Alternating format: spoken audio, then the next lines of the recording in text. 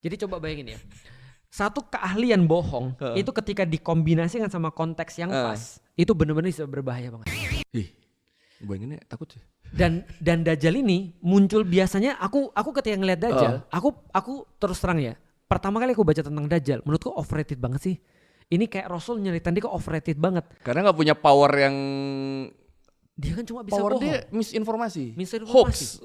Kan cuma bisa bohong. Iya. Tapi begitu aku ngerti konteksnya, aku jadi ngeri sih. Jadi coba bayangin ya, satu keahlian bohong itu ketika dikombinasikan sama konteks yang pas, itu benar-benar bisa berbahaya banget. Coba lu bayangin, kata Rasulullah SAW mengisyaratkan bahwasanya sebelum Dajjal itu turun, maka akan terjadi paceklik di atas muka bumi. Sampai seolah-olah satu karung gandum itu lebih berharga daripada ribuan dinar. Jadi lu bayangin ya, ratusan juta dengan satu karung gandum lebih berharga satu karung gandum. Saking pacekliknya. Saking pacekliknya. Dan dunia bukan paceklik 1-2 tahun, mungkin sampai 3 tahun. Wah. Tanaman gak tumbuh, air gak turun, hujan gak turun, orang-orang stres. Makanya kan dalam hadis yang lain dikatakan kalau mulai muncul api di daerah timur, di daerah Khurasan katanya, atau daerah timur yang lain, maka siap-siap untuk nyetok makanan. Karena mulai terjadi problematika pangan.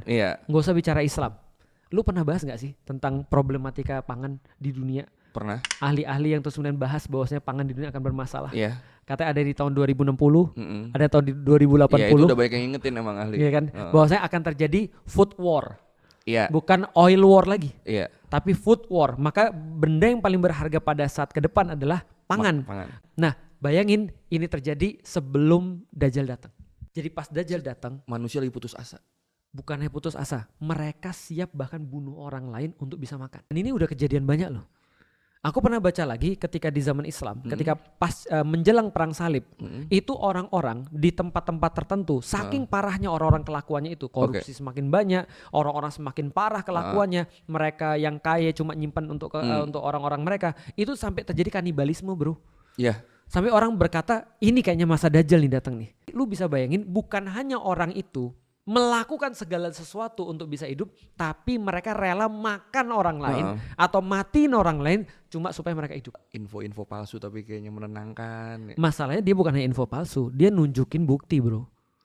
Oh, itu kenapa dia bisa dipercaya ya? Betul. Karena dia bilang gini, kamu nerima aku gak? Kamu beriman pada aku gak? Dia bilang aku utusan Tuhan. Oke. Kamu beriman pada aku gak? Orang bilang, apa buktinya kamu utusan Tuhan? Kalau kamu beriman pada aku, tunjukin. Orang-orang beriman, dia ngangkat tangan, hujan turun. Gimana tuh ceritanya tuh?